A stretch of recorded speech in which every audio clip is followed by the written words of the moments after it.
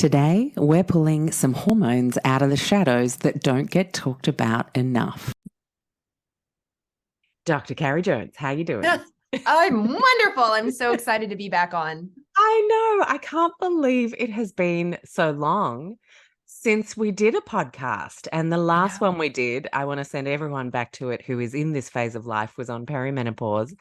I still remember that chat so vividly when you talked about how it was this cruel form of reverse puberty for so many of us, having to re-get to know our bodies again. It feels like women spend their entire lives doing this. And when I was thinking about what we could talk about today, and of course, I read all your wonderful stuff online.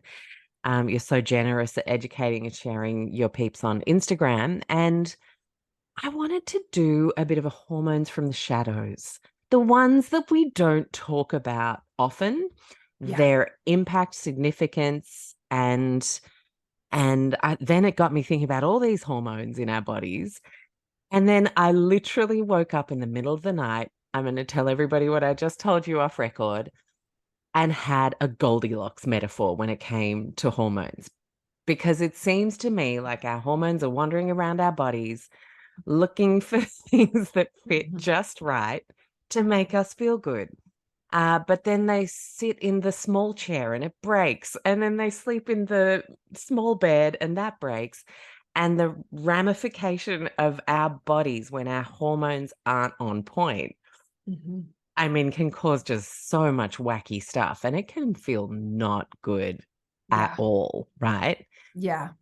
And so I also am conscious that in this day and age of how much information we can consume on the internet, sometimes we can shoot ourselves in the foot trying to know too much about the not so practical stuff that the average Joe just really doesn't need to know. So I'm excited about this show because what you're going to share about some of the hormones we don't talk about a lot can actually end up piecing together some really complicated puzzles that people have been trying to get answers for years, banging on the progesterone train or the estrogen train as like the two main stars of the show when it comes to women's health. But there are other players at the poker table, and sometimes they don't play nice. So where do you want to start as we pull a few hormones out of the shadows? Out of the shadows. I love that so much. I'll be honest, one of the ones that I think is more common than practitioners realize is a dysfunction with the hormone prolactin.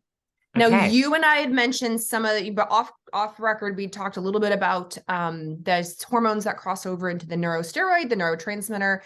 And while dopamine is associated with prolactin, I think we should start with prolactin because a lot of times I have had people in my comments, in my DMs, or patients would say to me, I've asked my doctor about prolactin. They said, well, that's not an issue unless you're breastfeeding. And I find that really interesting. While it's true, so prolactin is our prolactation hormone, and it does increase greatly if you have chosen to or are, breastfeeding. That's what its job is to do. Right. However, it is kept when let's assume you are not breastfeeding at all. Haven't in decades. Maybe you've never. Not breastfeeding right now. No. Me neither. But what can happen is prolactin is under the suppressive control of dopamine. And if your prolactin gets a little high, a little over the range, then your body says, what's going on?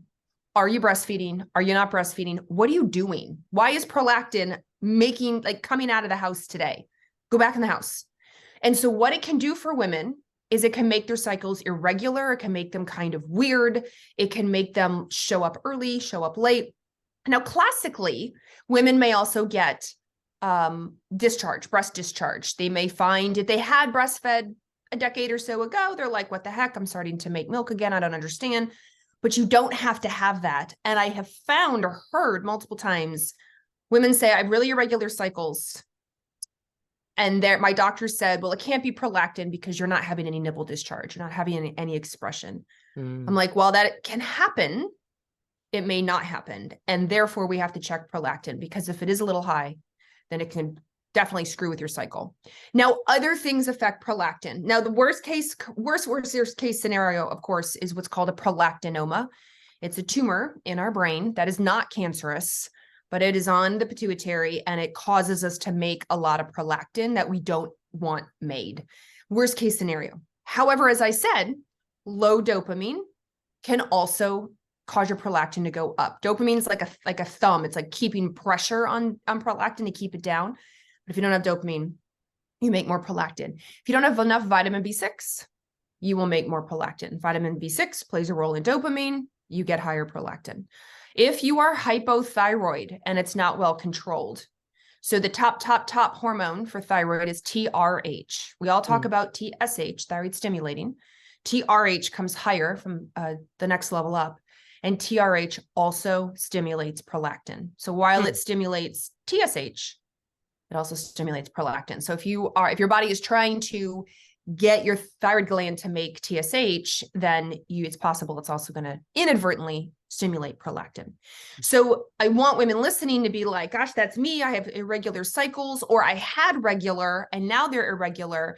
And I'm just getting offered the birth control pill, right? Or I'm just getting told it's due to stress, or you have 2 kids under the age of 5, that's expected, or, et cetera, et cetera, et cetera. While it might be, if you have been going down these rabbit holes and don't have any answers, or it's been, your doctor might say, well, give it 3 or 4 months. Let's get through the stress and see if it regulates itself.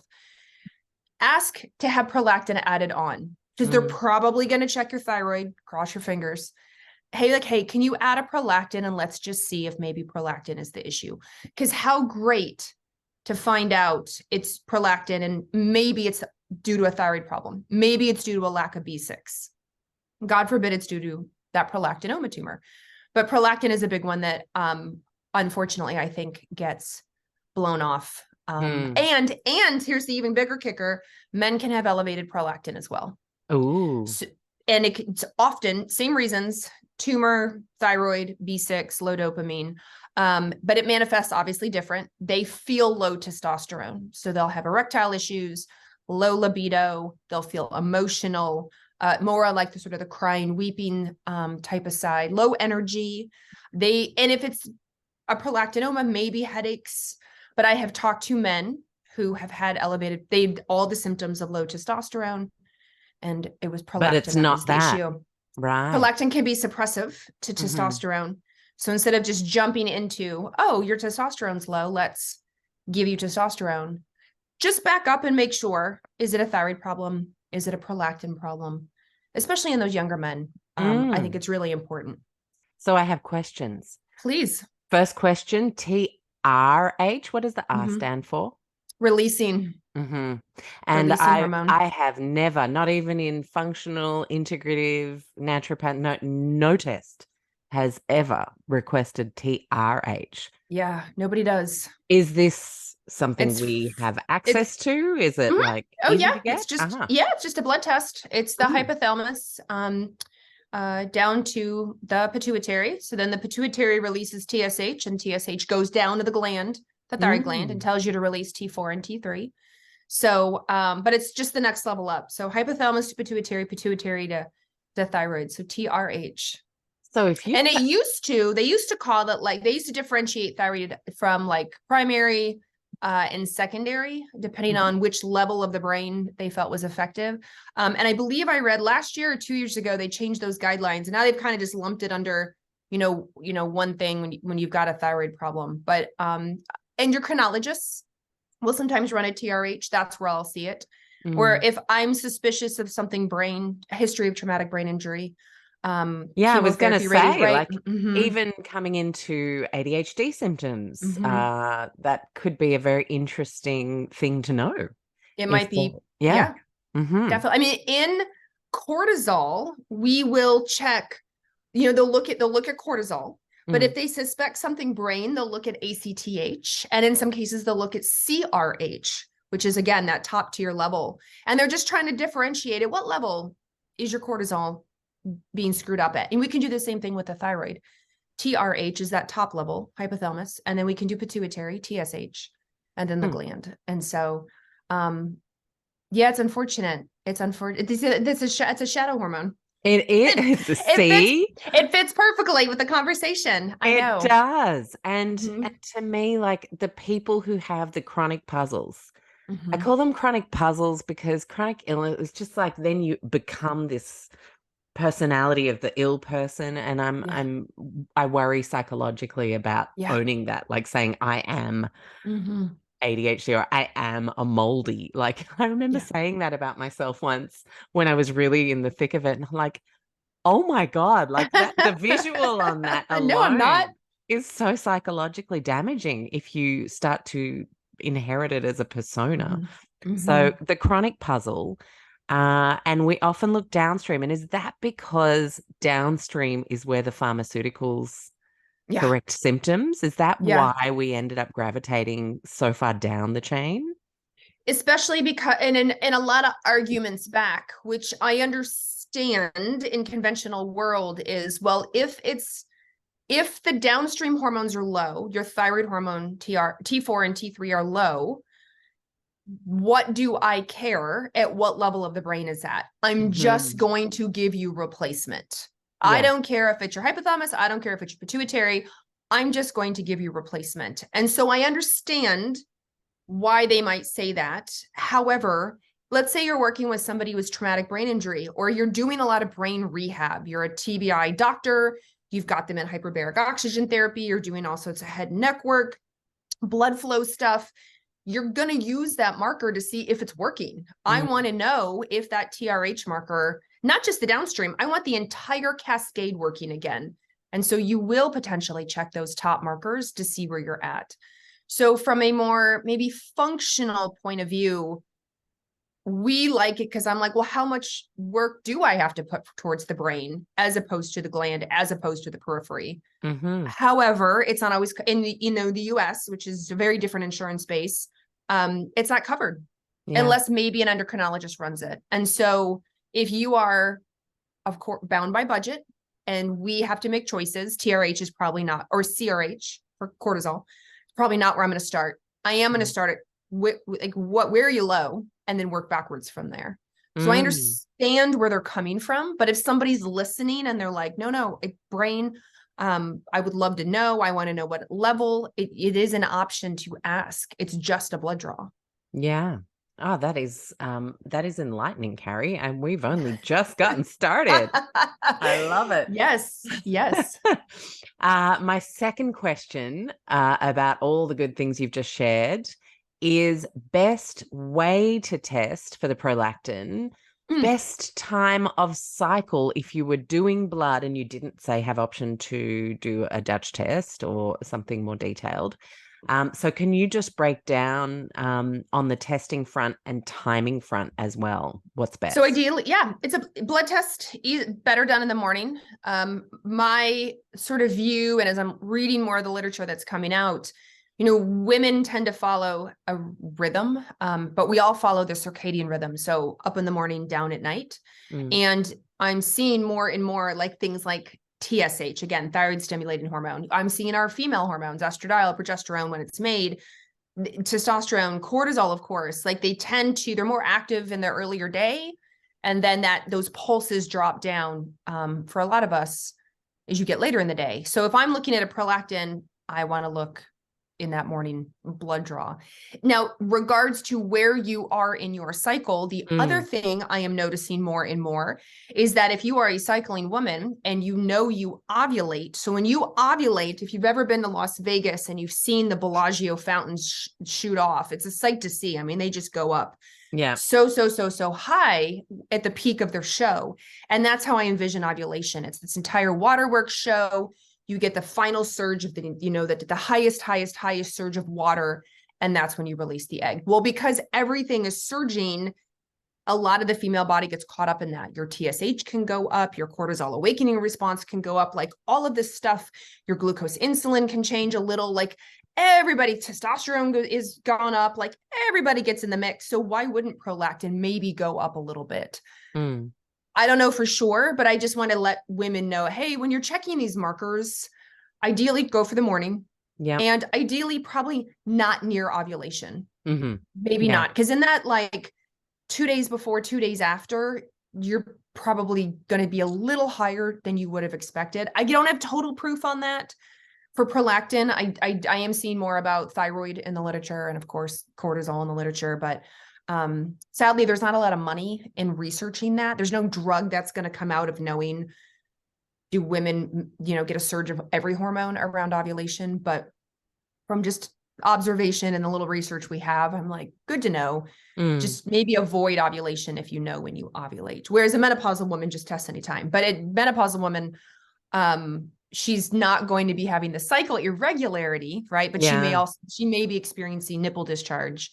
So one of the screening they may do is a prolactin while they're also sending her for imaging. And then in terms of treatment options to bring prolactin back into balance, once you've identified why it might be out, would that then come back to what you talked about at the start, where we look at the nutraceuticals and other aspects? So assuming it's not a tumor, the tumor is either removed surgically or it's suppressed with medication. None of the nutraceuticals, vitamins, to my knowledge, are capable of suppressing the tumor. You have to go on one of the two medications or have it surgically removed, if that's an option.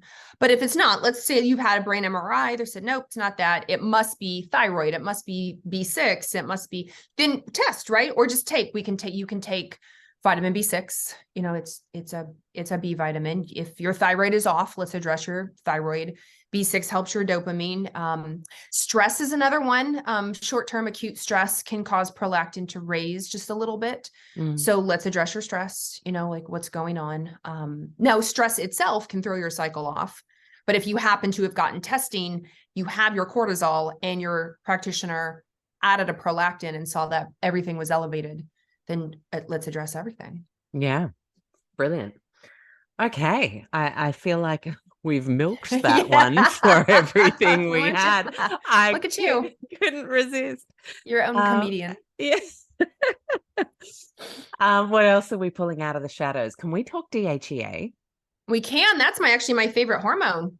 Like if I had to pick a favorite hormone, then DHEA is definitely it. It is also a neurosteroid, so it's good for the brain. And it is protective in the brain against the damaging effects of cortisol.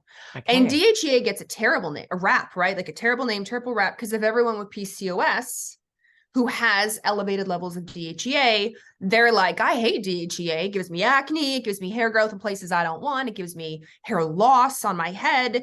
And I fully understand that and agree with you. However, if we can get it into the perfect Goldilocks chair, then it is actually really quite protective in the brain against cortisol. And it can make your other hormones like estrogen if you need it. And so it's a good stress responder hormone for people that we forget about. We always go to the worst case scenario. DHEA caused my hair loss. I'm like, well, but it also might be elevated because you're super stressed out and it's protecting your brain. So hair loss is a bystander product. Sorry. Let's work on that. And I remember years ago, my DHEA was low and my naturopath actually put me on a DHEA supplement, but she was monitoring it really closely because she said, once you put this hormone in, you don't know what it's going to help you produce more of necessarily when you take it orally. And so you just have to watch for symptoms to make sure it doesn't push something up that you don't want pushed up. Can you explain how on earth that happens? Like, what's going on there? In our tissues and out in the periphery is what we call the rest of our body. When you have DHEA floating around, it can aromatize into estrogen. So you can make some estrogens out of DHEA. You can also move downstream and it can become another androgen called androstenedione, which can then go on to make testosterone, or it can continue downstream and make what we call the offspring or the metabolites of DHEA. So when you look at a steroid chart of where in the world can DHEA go, there's a few arrows pointing off of it. And it always will. Now, the other thing is that DHEA can become the storage form of DHEA. It's called DHEAS. So you may not make estrogen and you may not make testosterone. Your body may push it into the S form to be used later, where you pull the S off and now you have active DHEA to float around and do the thing. So it is important to monitor, and it's important on dose as well. Women don't make as much DHEA as men do. I believe we make on average like 8 to 16 milligrams a day. So, and that's produced naturally in the body. Mm-hmm. Now in our supplements, we generally start out lower. We generally start out at the 1 to 2 milligram, go up to 5 to 10 milligrams. There are 20 milligram here in the States. You can get it over the counter at all sorts of doses. But if you already have low DHEA, jumping full head into 20 milligrams, oftentimes you get negative side effects. So we tend to ease into that one. Whereas men make a whole lot more than that. They generally start at 25 milligrams and go up, maybe 50, maybe 75. So the dose you're on too also makes a difference in maybe what side effects you'll have or maybe where it will go. Yeah. And if we're going to take something like DHEA, a hormone, what are the ramifications in terms of the body making its own? Like, you know, you see a lot of things bandied about, and I would love for you to clear up a statement like, oh, it makes your own hormone production lazy. It doesn't. No, false. No. There is no feedback loop as far as we know for DHEA. So if you don't make it very well, so we women make DHEAS, the sulfated form, which is the storage form, in our adrenal glands. That's where we make it. And now you pop the S off, no S, so it's just plain old DHEA. We make that in our ovaries. We make that also in our adrenal glands, and we can make it what we say like out in the periphery, out in the rest of our body. So you can make it a couple of places. Now, if you take DHEA, you will not shut down any of those or make worse any of those other locations because there's no feedback loop. There are feedback loops for other hormone, like cortisol is a feedback loop. Progesterone as a feedback loop, but DHEA does not. So if you give DHEA or take DHEA or get prescribed DHEA, you still have to figure out or address, like, why is your DHEA low in the first place? Is it adrenal? Is it ovarian? Is it age? You know, are you on a medication that suppresses it? Those kind of things, and then work from there. Yeah, cool. And you mentioned adrenal. So a case scenario where someone's had chronic illness, they went into their high cortisol phase, and then they went into their crash cortisol phase, and they're in rebuild mode. Would that be a situation where a little DHEA goes a long way? Absolutely. Absolutely. Help give them a little oomph. And, you know, I'll see arguments out there on social media where somebody says, if you give DHEA, it's just a Band-Aid and you're not addressing the cause. And I'm like, I know, that's my point. Like, I know what I'm doing when I give or prescribe DHEA. I'm literally using it to give you oomph. Like to use it as a Band-Aid, like, hey, look, you're in rebuild phase.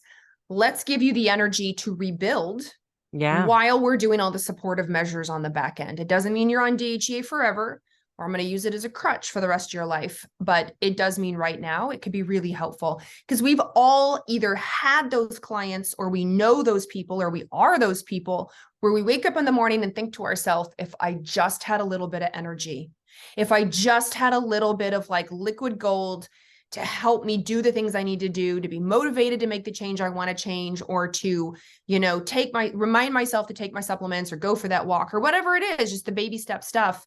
That's where DHEA can be helpful. Like, let's just help those people with a little bit of support so they can make these changes, as opposed to praying for willpower or praying for discipline, you know? Yeah. So it's like a nutraceutical SOS while we work on the long game situation. Yes. And it makes me think of sometimes, like, would DHEA perhaps be more suitable in the kind of case where adaptogens are sometimes just too much to push?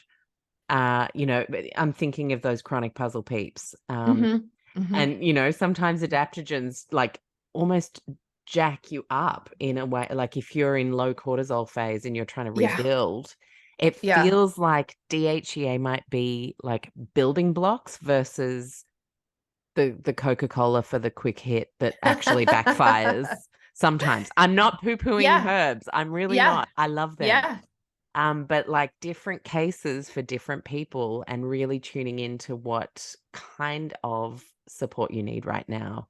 And working with a practitioner who can actually identify those nuances and go, this is not a case for pumping you up full of ginseng. This is actually a time for some building blocks that help your whole system function a bit better first.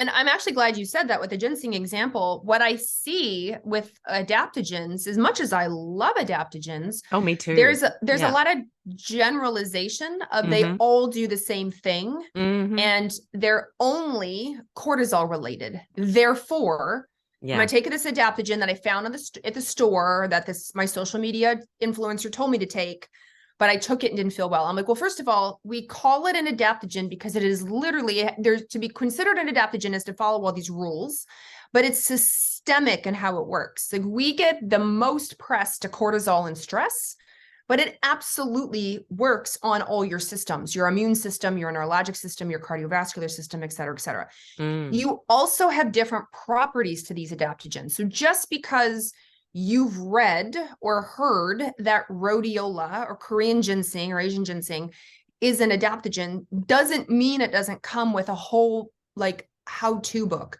Rhodiola is the second most stimulatory adaptogen out there, assuming you have real adaptogen or real rhodiola. There's obviously some crap out there.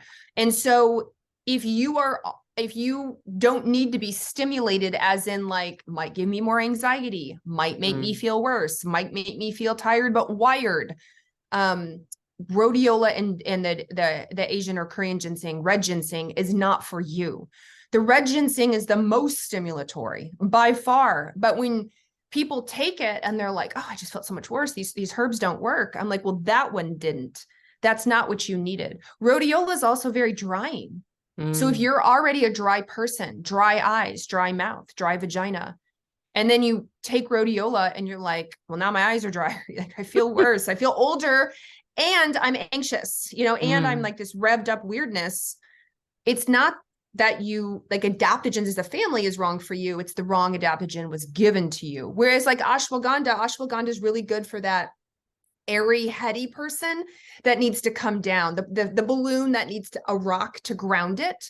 If you're already underwater, if you're already low energy, depressed, down, and then you take ashwagandha, it can make you worse. One of the side effects of ashwagandha is anhedonia, which is that like nothing in life gives me joy or pleasure. Like it just really knocks you down. So if you again, right, but ashwagandha is in everything, and it's touted as the safest, and it's touted as this, that, and the other. And it is a great herb, but if you don't know these details around it, then you're going to go, oh, that natural crap doesn't work. I took this blend and my depression got worse, or I took this blend and my anxiety got worse. It's junk. Like just like a medication, they come with a handbook. You have to know it. Yeah. I could not agree more. I'm so glad adaptogens came up, because that is just such a great, it's such a great example of not generalizing, A, and B, remembering that the people that dispense adaptogens have studied to be an Ayurvedic doctor, or they've studied to be a naturopathic doctor or naturopath or nutritionist and done their herbal med electives. Like they've literally had to sit exams to figure out which one is right for which situation. And there's nothing wrong with a little curious testing and just following what's on the back for a lower, like sub-therapeutic dose to just see. But to then like decide without any practitioner support, you could actually be missing the whole point of why you would look at that category of herbs in the first place. Yeah, 100%.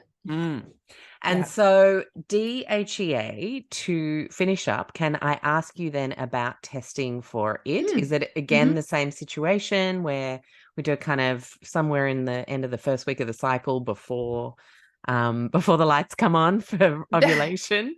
That's my understanding. That's what I'm like encouraging people to do. Now, a lot of people, when they do DHEA or cortisol testing, usually for practical purposes, budget purposes, they're doing all their blood work or their hormone testing at once. And they're generally doing it if they're cycling in the second half of their cycle. So not often do I have somebody who only tests DHEA. Usually it's in a combination of progesterone and estradiol and cortisol. And so I'm like, look, because of that progesterone factor, I want it after ovulation in the second half of your cycle. Let's just get all your testing done at once. So that's when you're going to do it. So that's usually when I tell people. Now you can do DHEA or DHEAS in blood. You can do it in saliva. You can do it in urine. There are a lot of options, but please do know which one you're testing. DHEA and DHEAS are not the same thing. And your body prefers, it's a significant percentage. It's like 60+% is converted into DHEAS in your day. And a much, much, much, much smaller percent, like under 15%, is allowed as DHEA no S. And so I have absolutely had people get them confused and use them apples to apples. So they'll get a blood draw of DHEA and then they'll get a saliva test of DHEAS and they're like, it doesn't match. I'm like, yeah, they're not. They look like the same, but one is an S, and that S is a big deal. Why? Okay, talk us through the big deal of the S. Yes. So the S is the sulfate form. So the body, believe it or not, when you sulfate something, that's part of your phase 2 detoxification. And so in your body, you can sulfate things: estrone, estradiol S, estrone S, DHEA S. And so the body's like, I'm going to put an S on it and let it float around. And then when I need it, I can take the S off, and then DHEA can bind to the receptor and do the thing, or it can magically turn into other hormones that it needs to turn into. So you have a lot more DHEAS because the body can use it as a holding pattern, I guess, like as a storage form. Yeah. So I'm picturing like airplanes in the sky kind of waiting. And then it's like, hey, we're ready to land. Let's ditch the S and let's get down there. Yeah. So when you get blood work or when you do saliva or urine, it's good to know which one you're getting. Urine and saliva are generally DHEAS with the S on, because the majority of your DHEA is pushed that direction. So it's a nice, stable, solid result of like, what do you do? Whereas serum can go either way. So when you get your blood drawn, and especially if you're seeing a practitioner who doesn't maybe love hormones or do hormones or understand hormones, and you're like, hey, can you test this for me? Their default will be DHEA. So just don't apples to apples. Because if you're like, well, I have this urine test and it was high last year and it's low this year in my blood, just make sure it's, are they both S's? Is the S, not on one? Because I did see that happen a lot where people would get really frustrated across results, but it was different things they were looking at. And you can do both. I have people who are like, well, I want to know my DHEA and my DHEAS. I'm like, totally fine. Blood work. Yeah. Go get your blood drawn. Let's see it. Yeah. Let's see what you're doing. Yeah. Okay. And then for the Goldilocks experience of DHEA, too high, too low, how do we get it just right? Like, what are some of the, obviously the SOS can be supplementation for a period of time, but what are the key factors that help it be balanced in the body? Well, remember I said that the big one is the adrenal gland. So adrenal health. Now it is signaled from the brain. So brain health is very important. And then down into the adrenals, down into the mitochondria, one of the layers of your adrenal glands. Make sure DHEAS all, and then some of your DHEA no S. And then your ovaries put out about 20% of your DHEA no S as well. So what does your ovarian health look like? Where are you in your cycle? Where are you with your age? Those are the kind of things. Medications, those are the things we're looking at with DHEA. Because even those synthetic corticosteroids, so prednisone, steroid inhalers, steroid creams, steroid nasal sprays, we talk a lot about the suppression. Those can suppress cortisol, your own cortisol production. It can also suppress DHEA out of the adrenal glands. And so if somebody's a heavy inhaler user, they may find their DHEA is low. If somebody's prednisone, because of some autoimmune they have, they might find that their DHEA is low. I don't always see, but sometimes we will see DHEA low with the birth control pill. We tend to see testosterone low with the birth control pill because one of its mechanisms of action lowers testosterone. But sometimes we'll see DHEA low as well. So medications can be one for DHEA. And then that elevated high levels, so the opposite, the Goldilocks is too big, too much. We commonly see this with PCOS, right? Polycystic ovary syndrome. Insulin, elevated insulin, hyperinsulinemia can be a big trigger for DHEA as well. And in that classical PCOS look where insulin is elevated, getting insulin under control can be really quite helpful. Yeah. And so DHEA for me looks like you can see it high or low, but you also need to zoom out and see what else is going on rather than just focusing on it and just supplementing it to correct without looking at something bigger. And everybody, I don't blame them. Everybody wants to know, Carrie, what's the one herb that'll raise DHEA? I'm like, well, it doesn't work that way, you know. Sit down. Let me make you a cup of tea.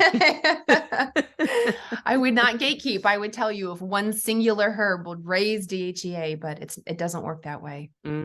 Yeah. Well, thank you. It's a bit of tough love, but I'll take it. I want to talk about melatonin because yes. Yes. Okay. Yes. Great. Because it's one of those that kind of sits in a few different camps in the body in terms of the way you can define it. Give us your favorite way to 101 melatonin on like how special it is. Oh, so DHEA is my favorite hormone. Melatonin is my favorite antioxidant that the body makes. So everyone loves glutathione, which is, of course, a very important antioxidant. Melatonin is, I would argue, a better, stronger, or equally as strong antioxidant in the body. It is a circadian rhythm hormone. It is a hormone that helps your entire body figure out it's nighttime and darkness is upon us and we should be winded down. Cortisol is the opposite. So cortisol is like the sun, melatonin is like the moon. So you make melatonin all over your body. All of your mitochondria make melatonin, but keep it inside. Your melatonin is used as an antioxidant in your mitochondria. Your gut cells, your enterochromaffin cells, and enterochrom, like, what are they called? Enterochromaffin cells make a lot of melatonin because everything you eat, breathe, drink, swallow that goes down into your GI tract, some of it's bad and toxic. So you need antioxidants down there. And then you make it out of your pineal gland in your brain. So the melatonin you make in your pineal gland is what actually is not stored. It is shipped out and circulated around to the rest of your body. And your melatonin out of your pineal gland starts to produce as light goes down. Once you get darkness, you need darkness as an activating factor for the enzyme that helps you make melatonin. And so we hear all the time on social media, sleep in darkness, get off your phone at night, wind down, wear the blue light blocking glasses. It's for a reason. It's because melatonin literally needs darkness as one of its cofactors to be made. Yeah. And so if you struggle to fall asleep, can't stay asleep, and you're on your phone, your tablet, your TV, gaming up late, you're going to probably struggle to make melatonin, which will affect that.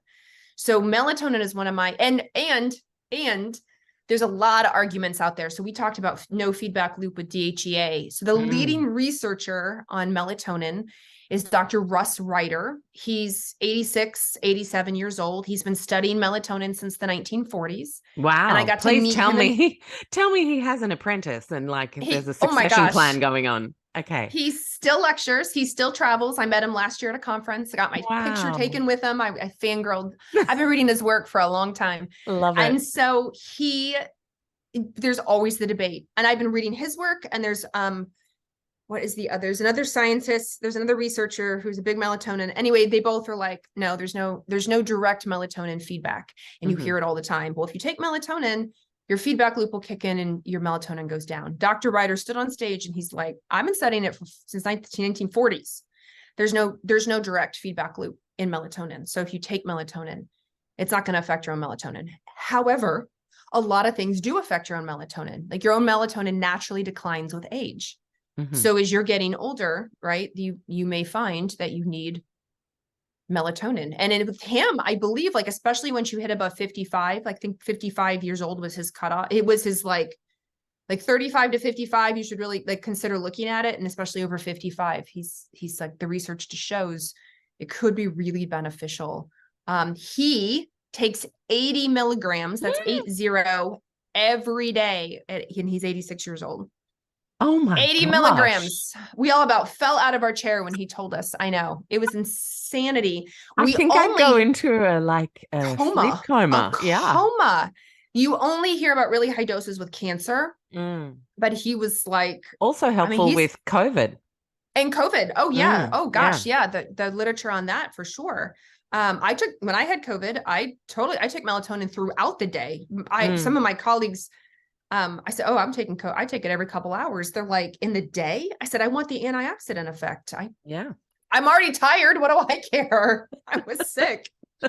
And so, yeah, and I'm not advocating for everyone listening, don't run out and take 80 milligrams. Dr. Ryder, he's an expert, but it was a really good lecture. And for the practitioners listening to this, his last name is Reiter, Russ Ryder. And I highly recommend you read his work because he's really been out there debunking myths and he's the true researcher of it for melatonin. So no, there's melatonin come with side effects for sure. For some people, it can give them weird dreams, right? For some people, it can upset their stomach. For some people, because it shifts their circadian rhythm or changes their circadian rhythm, they may notice some hormonal shifts as their body is adjusting. Those really high doses, you've got to be careful because sleep coma is definitely a real thing. You'll know if you've taken too much melatonin, you won't be able to wake up in the morning very well. So you'll feel drowsy. Yeah, I kind of liken it to like a dusty feeling back in my 20s when I used to drink a lot. And well, not a lot, but let's say 3 or 4 drinks out with friends, and then the next day you'd just feel dusty. You'd be like, I gotta shake this off. And that for me is the same feeling with melatonin. But something I noticed when I was researching it, I would love your feedback on this, is if you take it actually quite early in your evening, like as in we're trying to actually mimic the sun going down here and the melatonin rising, like back in the old days in our yurts. And that is actually for me a much better time, and I don't have that hangover. As long as it's like only 1 or 2 milligrams, I really would not need to be taking more than that. And I'd love to hear your feedback on like a safe experiment that people could do without perhaps seeing a practitioner, because you can buy this stuff on the internet. Like, we can't ignore that. And so here it's over the counter. You can buy it anywhere here, in the US. I know it's prescription pretty much every other country because it is a hormone, but so melatonin, its production starts to ramp up about 2 hours before your typical bedtime, because we are generally creatures of habit. And so our circadian rhythm, usually by the time you're an adult, your body, much like your dogs your canimals fall into a rhythm with you, your kids fall into a rhythm with you, like your body's figured out its rhythm.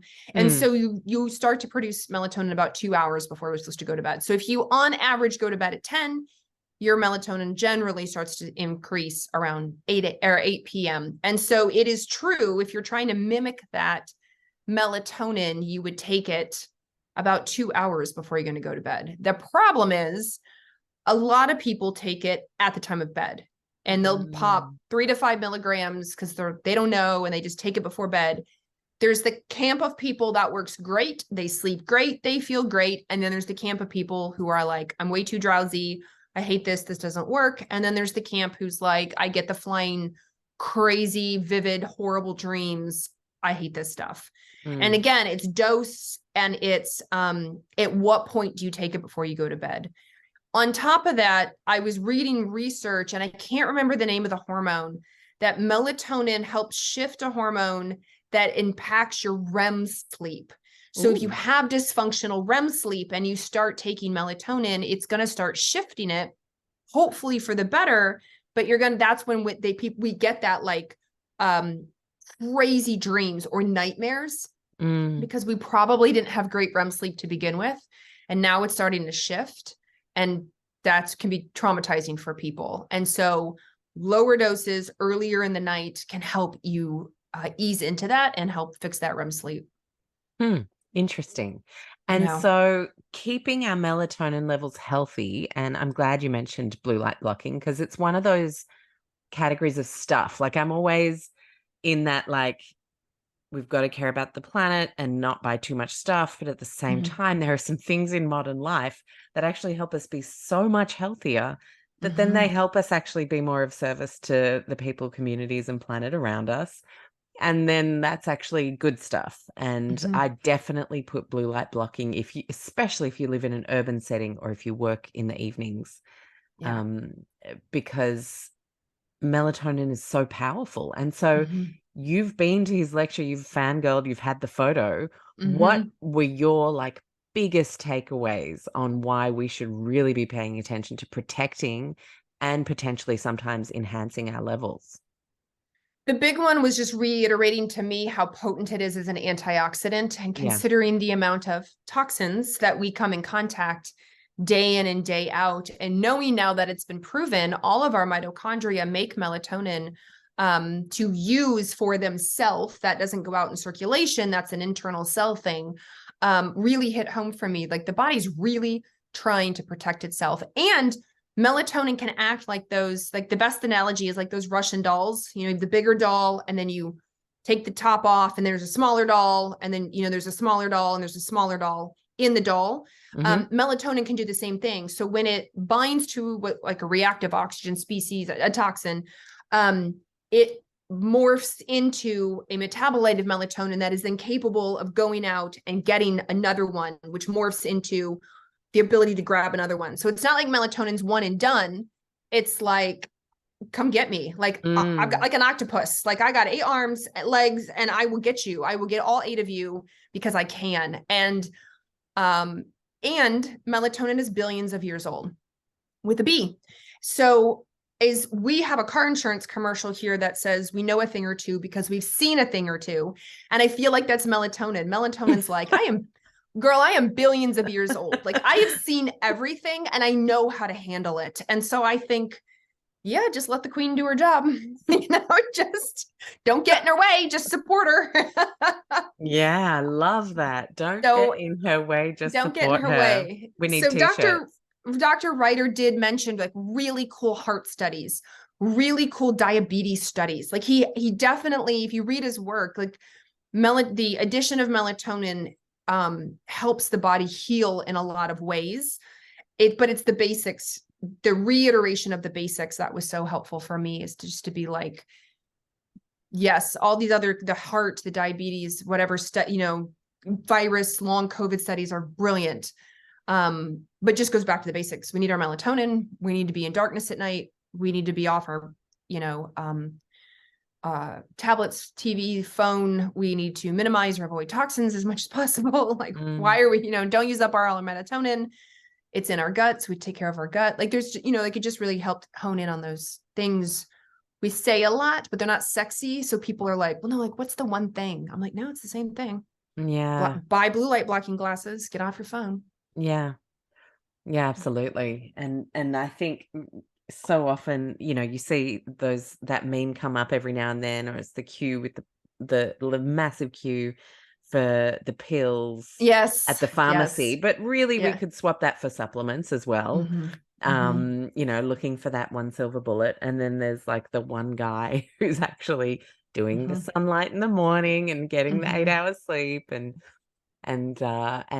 it's just not sexy, like you say. Like I think we've so hyper productized life, commercialized health, that those basics feel unattractive in a way, which is just bizarre, isn't it? Or perceived as hard to fit in their life. If somebody's, it's like we have a bunch of trees in our yard, and we're having a tree service come out and give them all a haircut. And so I'm communicating with the neighbors to be like, some of our trees lean into other, yards. So I'm like, hey, they're going to be trimming, and just being respectful. We have great neighbors. So I'm like, is there any day you don't want us to do this? Cause it's going to be very loud. And everyone's like, oh no, I just work a lot. Like I'm always working. Like it's not going to bother me at all. I'm gone working. And I thought, man, that is totally our society, right? Like we don't go outside. We don't have the time to, we don't want to. If you're working and then you've got a family and you're like shuttling kids, and like, you don't have time. For a lot of people, they're like, I don't have time to go get full spectrum light in the morning. And that at night when my kids go to bed is the only time I have to connect to my partner or catch up on, all my computer stuff or, and I get it. I totally get it, which is why they're like, just give me a pill. And I'm like, we've got to make adjustments. We've just got to make societal changes because it is this basic unsexy stuff that's like, it's not a pill. Sorry. Yeah. And, like I've heard Gabor Mate articulate it so well, which is like we have literally created a society that is anti-health and mental health. And that's why the puzzles are so often so hard because we literally can't get back to that way that just allows the body and the mind to be healthy. Yeah, I agree. We're trying. That's exactly the work we're trying to do. So last question is on the types of hormones that sit in a couple of camps, kind of like melatonin is hormone antioxidant. There are some hormones that are hormones neurotransmitters. Can you explain how they can sit in two camps from a biochem perspective? Yeah. So like DHEA can be made in the brain. And depending on its form can cross into the brain. So you can make it where it's a androgen hormone circulating around, or when it's in the brain, then we call it a neurosteroid. Progesterone. So when progesterone breaks down into another form, which is called allo, ALLO, then that crosses up into the brain and becomes a neurosteroid. So progesterone itself proper is not, but when it metabolizes, the form it creates does, and then it becomes what's known as a neurosteroid. Estrogen, we have so much estrogen in our brain. Estradiol, massive amounts of estradiol in our brain. So we think of it as an ovarian hormone, a female hormone that's doing female things, not realizing that, the brain is part of the female body, and we have a lot of estrogen, estradiol up there. So it's mostly location, and a lot of these hormones definitely cross over into two camps, depending on what action you're talking about. So I have a question then on testing. So let's just say you ran a neurotransmitter panel with urine. Is that testing, like, let's say the dopamine, the serotonin in your gut, or is it testing what's going on in your brain? Like what comes out in the pee, and how can we tell whether we need to work on our gut health or whether we need to work on it? And I know gut-brain connection, I'm not saying they're separate here, but like sometimes you do need, it's a chicken or the egg thing in terms of what you decide to then therapeutically work on to impact the other. So because of the blood-brain barrier, my understanding is the majority of what comes out in the neurotransmitter urine testing is from the periphery. So for example, if you get adrenaline, which is epinephrine, and we think of epinephrine as a neurotransmitter in the brain, but of course we have adrenaline throughout our whole body. So when you urinate out adrenaline, that's what's more happening in the body as opposed to what's happening in the brain. We sort of doing a spinal tap and seeing what's in the central nervous system. So when I was in practice, and I understand why people are like, neurotransmitter testing is bogus. You can't get any, like it doesn't tell you what's going on in the brain. And I understand that. However, I did use neurotransmitter testing in practice because I would find that if you're having it in your body below the brain, you were probably also having it in the brain. So if you were a high adrenaline person, I would doubt you were just high adrenaline in your body and not in your brain. You probably felt on fire, stressed out, anxious, worried all the time, not just from the brain down. And so it could be in some cases helpful for me just to see neurotransmitters in general from a peripheral standpoint. So, but there are a lot of arguments against the urinary neurotransmitter testing because it's not the same as like a spinal tap and seeing what's going on actually in the central nervous system. But it is a helpful view. All testing, my old boss, the owner of Dutch Test, my old boss used to say, or does say, all lab testing is looking in the different windows of a house. And so urinary neurotransmitter testing is just one window. You just have to understand what you're looking at and what you're looking for. It's the same with any urine testing, saliva testing, blood testing. It's different windows, same house. Yeah, totally. And the person in front of you and the questions you can ask them. Yeah. Right. And listening to that and then piecing that with what you've tested instead of just looking at the test and going, yeah, but the test says this, so you're lying. There's an organic acid testing, and this comes up a lot. In organic acid testing, which is a urine test, there is a marker. There are two markers: HVA, homovinylate, and VMA, vanillamandylate, or homovinylic acid, vanillamandelic acid. It's like a mouthful. Same thing.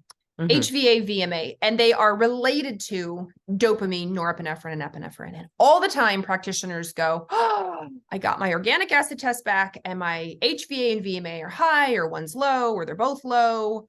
My neurotransmitters are screwed." And I'm like, stop. To make those markers, they have to go through a breakdown process, and the breakdown process is multi-stepped. Therefore, it is not a direct marker of dopamine, norepinephrine, and epinephrine. It is a breakdown product of them. So even though, just with testing, again, different window, same house, and you have to take the person in front of you. If the results come back super low, but you're an anxious, revved up, worried, can't sleep person, I'm not going to look at you and go like, oh yeah, I bet your adrenaline is low. I'm going to look at you and go like, oh, I bet all your adrenaline is high and you can't get it out. Yes. So the urine is low because you can't get it out. So it just floats around your body and makes you feel like a Tasmanian devil. Kind of like. Just to your point, you have to take the person in front of you, because if you just read the result and then said, oh, your VMA and HVA are low, you must be depleted in dopamine, norepinephrine, and epinephrine, when it's not the case at all. So this is even how knowing how these things are made and broken down, it makes it extra complicated. For sure. Well, it makes me think of the urine testing that you can do for mold, right? And, people go, oh, no, you're fine. It's not a mold problem. We need to look at something else because, look, you don't have anything in the mold panel. And if they're really crappy detoxes, then and metabolizers, then they might not be able to get the stuff out through their urine or any other way. And so you have to factor those things in. And I love that's why some doctors are now like doing 2 days of glutathione beforehand to really try and encourage detoxification so you get better results, more accurate. I love that. And I think that's just starting to understand, like you said, the breakdown of how things come out and the person in front of you matching those two things up. So my very last question is actually about living a low tox life. Yeah. And I am passionate about reminding people that we do what we do most of the time so we can go with the flow some of the time. And all of us draw our different lines on what we absolutely will not budge on and prioritize for low tox living. And what we go, you know what? No, that's my thing. I'm keeping that. and because I know everybody has that line, and the line is different for all of us. And the sooner we can get to a place where we're not judging each other for what we keep and what we ditch and what we, how it looks for different people, the sooner I think we can work on our overlaps, progress, and actually have fun making changes instead of just all the judgy crap that's online at the moment. So what are your top things that you won't negotiate on that you keep low tox? For sure. For sure. I thought you were going to ask me, like, what are the things that you are not low tox on? Because I was ready to tell you those. I will be asking you that right after you answer this first one. I will caveat this by saying, so I have been a naturopathic doctor almost 20 years. And prior to that, I was in school. So if we include school, and actually prior to that, I worked for the naturopathic school. So I've been in the naturopathic community since the holistic integrative functional community since 1999. So my low tox journey is long, and I am in 20 plus years in my book, right? I'm in the 20 plus chapters. So if somebody's listening to me going, oh, that's so overwhelming. I'm like, well, I didn't do this yesterday. I've been doing this since 1999. So like my makeup is low tox. We have air filters in the house. I have a water filter. Our food is predominantly organic when we can get it. Meat, we are meat eaters. There's predominantly free range because in abundance here. The supplements that I take, trying to think of like, my fragrance, if I have it, is usually essential oil. I don't have any candle fragrance. I have some Christmas candles, but they're the better kind, I guess you could say, the all natural. But even then, I'm like the worst with candles. I always leave them burning, so I'm not really allowed to have candles. It's like, so these are the, like, our mattress is non-toxic. We did that a couple years ago. We switched to non-toxic mattresses. Our sheets, like they're 100% cotton organic, or they're organic bamboo. Like, so we've really made those our cleaning products through the years. So that I can sometimes get my nails did. Not sometimes. I get my nails did every couple of weeks. Yeah. Sometimes get my hair touched up, the blonde touched up, right? That's not organic. That's not natural. Those are probably the two big things. I'm like, what else do I like? Alcohol sometimes, even then, as I've gotten older, I don't really handle alcohol anymore. So it's no fun so it's like, meh. But the nails and the hair I still keep. So those are probably the biggest things. Yeah. Everything else, my eyeliner, I just switched. I was like, my eyeliner. Oh, the white eyeliner is not natural. My actual eyeliner is a good one. My mascara is a good one. My best friend and I are always, going back and forth. Like, what do you use for mascara? What do you use for this? What do you use for that? I think everything else on my makeup kit is really pretty clean. So I've done this over the course since 1999 so that I'm gluten-free, soy-free, I'm predominantly dairy-free. When I choose sugar, it's dark chocolate. It's my go-to. I'm not a candy. I'm not cakes. I'm not cookie. I mean, I like them if they're gluten-free, but they're not I just want dark chocolate. 88%, 75%. That's me. Give me a square. Or two. A square. Shut up. Yeah. Well, every couple hours. Thank you for I don't sharing drink coffee. Yeah, I don't drink coffee. So I'm a tea drinker. So I do the peak tea. I do really clean tea. And I take it with me. So I'm the weirdo who's like, hi, can I just have a cup of hot water? Hot water. Yeah. Yeah, I do the same. And then I have my own tea. So I do all these things. So when somebody's like, oh my God, I can't believe you have fake nails. Like, you're a fake. I'm like, well, 98% of what I do is pretty awesome. And this is why nails is what I like. Yeah. And this is why I have started asking this question, because of the judginess, and people see one thing that isn't like the ideal, and then they decide your whole thing is a sham. And that is not life. It is not the truth of the matter. And so I think in starting to ask my beautiful guests this question, we're going to see that everyone has their little thing or two. Yeah. And it's not about what you do like once in a while. It's like your overall picture. And if the overall picture you're working towards solid, that's all you need to worry about, because the body's actually pretty clever at handling the odd, like, whoa, what's that? Yeah. Let's get rid of that. Yeah. It's just the assault every day that we can't handle. Oh my gosh. One of the things I had posted a while ago. So I have been, my whole life I've been prone to headaches and migraines inherited. My dad has them, but also like hormonal and just like largely cleaned up, because obviously I've cleaned all this stuff up. But if I get a migraine and if I'm on an airplane, there's a really good chance I'm going to throw up. So I always carry migraine medication, because the last thing I want to do is throw up on an airplane. Like, that's just nasty.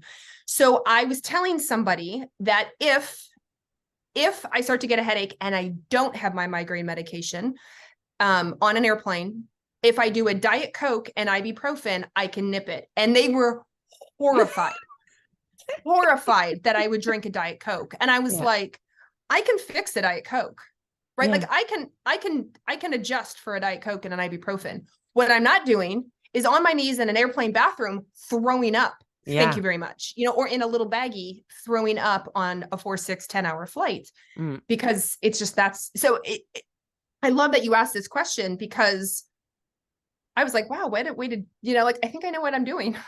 I think of all the people in the world, like, if I decide I'm going to have a Diet Coke and ibuprofen so I don't throw up on an airplane, I think I know what I'm doing. And I know what to do on the other end when I get off, and so people are like, oh, you should hydrate more. I'm like, trust me, when I'm at the point of puking on an airplane, asking for water is not going to make it better. I can assure you. Like, really? you ever live life like, okay, perfect human, whatever. Yeah. So please step me through how you do it so perfectly. Yes. Yeah. And so I love it when people, I'm very rarely a judger because I'm like, yeah, I mean, shit happens. Me too. You do what you got to do. I was at a dinner of all functional medicine doctors. It was a huge, big time functional medicine conference. It was an elite dinner. And this poor doctor had a massive migraine, massive. And I said, my migraine medication is has a barbiturate in it. I mean, it doesn't knock me out, but it is a strong painkiller. And I was like, I have a migraine medication. And she was like, I'll take two. Like a dealer at this table, but I had flown there. So I had them with me in my purse. And I said, okay, before I give these to you though, like, here's what it is. She's like, oh no, I prescribe these for my migraine patients too. It's okay. Within 30 minutes, she could eat her food. She can engage in conversation. I was like, of course, like she looked green. She was in so much pain. And I thought, drink more water. Like, are you kidding me? So I'm like, I got goods. I got goods. It'll help. And it just goes to show, like, nobody is perfect. We're all doing the best we can. And when you're in a boatload of pain at an event, you're going to do what you got to do.